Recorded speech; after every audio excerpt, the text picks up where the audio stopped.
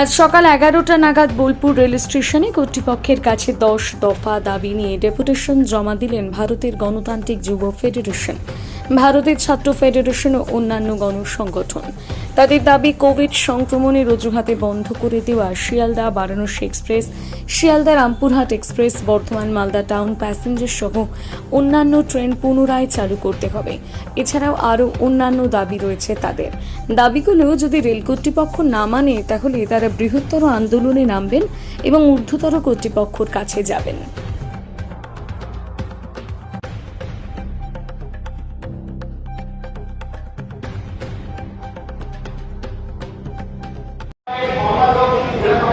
আচ্ছা, আপনার দাবিটা কি?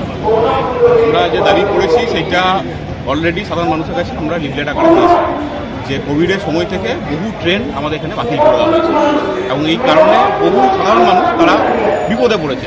যে ট্রেন সংখ্যা কমে যাওয়ার ফলে বিভিন্ন ট্রেনে ভিড় বাড়ছে এবং এই যে রিজার্ভেশন পাওয়ার ক্ষেত্রে সমস্যা হচ্ছে। এইটা মূলত আমাদের রেল সংক্রান্ত দাবি এবং তার সঙ্গে সঙ্গে মূলত যে দাবিটা আমরা রেখেছি যে রেলের নিয়োগ বাড়াতে হবে। দীর্ঘ প্রায় 10-12 বছর ধরে আমরা দেখতে পাচ্ছি যে রেলের নিয়োগ নেই। আমরা 14 সালে আগে পর্যন্ত দেখেছি যে প্রত্যেক বছর অন্তত পক্ষে গ্রুপ ডিতে প্রত্যেক বছর নিয়োগ হতো, এখন কিন্তু রেলে নিয়োগ হচ্ছে। রেলকে বেসরকারীকরণ করার একটা পরিকল্পনা চলছে এবং পরিকল্পনা করার ফলে যে নিয়োগ বন্ধ করার ফলে কী হচ্ছে, রেলের যে সমস্যা প্রায় শুনতে পাচ্ছেন যে রেলের দুর্ঘটনা ঘটছে, কম নিয়োগ হওয়ার ফলে তো কম কর্মী থাকার ফলে একই লোককে বেশি কাজ করতে হচ্ছে, এই সমস্যাগুলো হচ্ছে। আমরা ডিওয়াইফাইগতভাবে ছাত্রগতভাবে আমরা এইটা দাবি তুলেছি যে রেলের শূন্য পদে নিয়োগ করতে হবে। তার সঙ্গে সঙ্গে এই যে সামাজিক যা ঘটনা ঘটছে, দেখেছেন যে গত পরশু ল কলেজে যে গণধর্ষণের ঘটনা ঘটেছে, তার আগের দিন হচ্ছে যে কালিয়াগঞ্জে একটা 9 বছরের শিশু তাকে বোম মেরে হত্যা করা হলো। এরকম যে নৃশংসতম ঘটনা সারা রাজ্য জুড়ে ঘটছে, এই সমস্তটাকে নিয়ে ছাত্র, যুব, মহিলা সকলে মিলে আমরা প্রতিবাদ সভা করছি। প্রতিবাদের মধ্যে দিয়ে সাধারণ মানুষের কাছে এই বার্তা দিচ্ছি যে সরকারটা চলছে রাজ্যে এবং কেন্দ্রে, যে সরকার চলছে সেটা জনবিরোধী সরকার।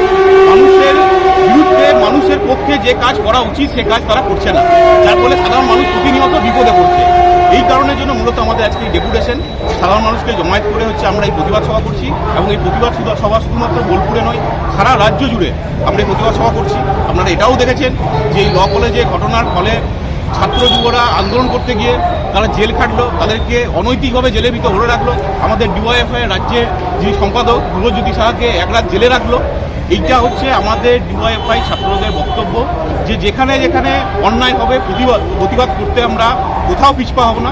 এই পিছপা না হওয়ার ফলে আমাদের কোথাও হচ্ছে পুলিশের সাথে আমাদের লড়াই হবে, আমাদেরকে হচ্ছে মিথ্যে কেস দেওয়া হবে, তারপরে দাঁড়িয়েও আমাদের যে আন্দোলন, যে প্রতিবাদ, সেটা আমরা চালিয়ে যাবো। এই আন্দোলন যদি পদক্ষেপ যদি না মানে কর্তৃপক্ষ, তাহলে আপনারা কি বলবেন? অবশ্যই কর্তৃপক্ষ তো এইটা তো দীর্ঘদিন ধরে আছে যে বিরোধী কোনো রাজনৈতিক দল থেকে কোনো দাবি তুললে সেই দাবিটিকে হচ্ছে কর্ণপাত করে না, এটা আমরা অতীতেও দেখেছি। এখন এইটা যদি না করে তাহলে আমাদের কর্ণপাত করাবার ব্যবস্থা করতে হবে। আজকে আমরা যে সংখ্যায় মানুষজনকে নিয়ে এসেছি, সাধারণ মানুষজনকে নিয়ে এসেছি, এর থেকে বেশি সংখ্যায় মানুষজনকে নিয়ে এসে রেলে কর্তৃপক্ষকে জানাবো যে সাধারণ মানুষের সমস্যা করতে তো আমরা আসিনি, সাধারণ মানুষের সমাধান করবার জন্য আমরা এসেছি। এর থেকে বৃহত্তর আন্দোলন হবে, বৃহত্তর আন্দোলন করার মধ্যে দিয়ে আমরা আমাদের যে সমস্যা চিহ্নিত করেছি সেই সমস্যার সমাধান হবে।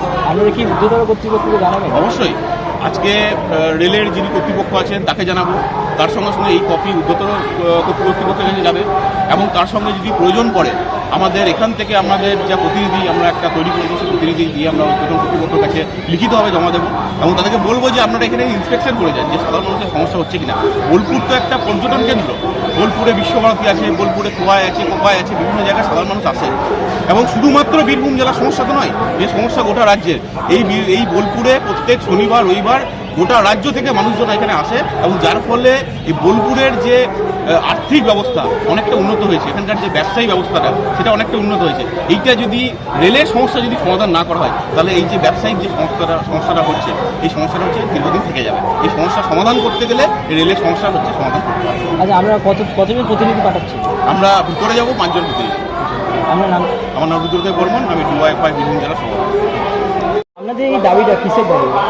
আপনারা জানেন যে আফটার কোভিড হওয়ার পর, সংক্রমণ হওয়ার পর রেলের বিভিন্ন ট্রেন ছিল, সেই ট্রেনগুলো যেমন মালদা টাউন এক্সপ্রেস বর্ধমান যাওয়ার, এদিকে রামপুরহাটে সেই ট্রেনগুলো, শিয়ালদা বারাণসী ট্রেনগুলো বন্ধ করে দিয়েছিল।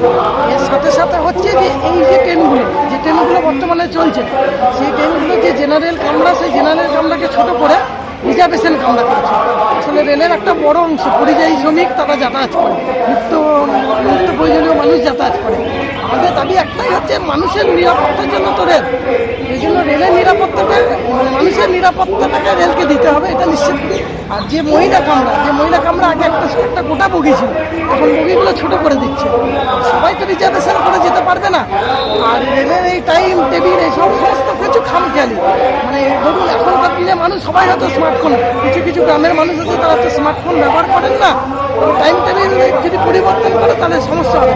এই সমস্ত কিছু নিয়ে আমরা আজকে রেলের কর্তৃপক্ষের কাছে ডেপুটেশন দিই। আচ্ছা, দাবি যদি না মানা হয় আপনারা এর পদক্ষেপ কী নেবেন? আমরা আজকে মৌখিকভাবে ডেপুটেশন দেবো, যদি না মানে এই আন্দোলন আগামী দিনে আরও তীব্র থেকে তীব্রতর হবে, এটুকু আমরা বলতে পারি। আচ্ছা, এরপর কি আমরা আরও ঊর্ধ্বতন আরও ঊর্ধ্বতন কর্তৃপক্ষ বা হ্যাঁ, ডেফিনেটলি আমরা আরও উচ্চতম কর্তৃপক্ষের কাছে যাব। আমরা অলরেডি উচ্চতম কর্তৃপক্ষের কাছে একটা মেল করব। ওনারা বলেছেন সবটাই তো রেলের কর্তৃপক্ষ করতে পারে না, মিনিস্টারি হাতে কিছুটা আছে। ওনারা আমাদের কথা শুনুন, কী হয়েছে সেটা আমরা পরবর্তীকালে জানাবো। এই আন্দোলন চলবে। সেই আন্দোলন কি গোটা রাজ্য জুড়ে চলবে? হ্যাঁ, গোটা রাজ্য জুড়ে আমাদের জেলা জুড়ে তো চলছেই। আপনি জানেন সাহিত্যে অলরেডি হয়েছে, এখানে হচ্ছে, আমাদের জেলায় ধরে চলছে এবং বিভিন্ন জায়গায় বর্তমানেও হয়েছে। আগামী দিনে এই আন্দোলন সমস্ত গোটা রাজ্য জুড়ে হবে।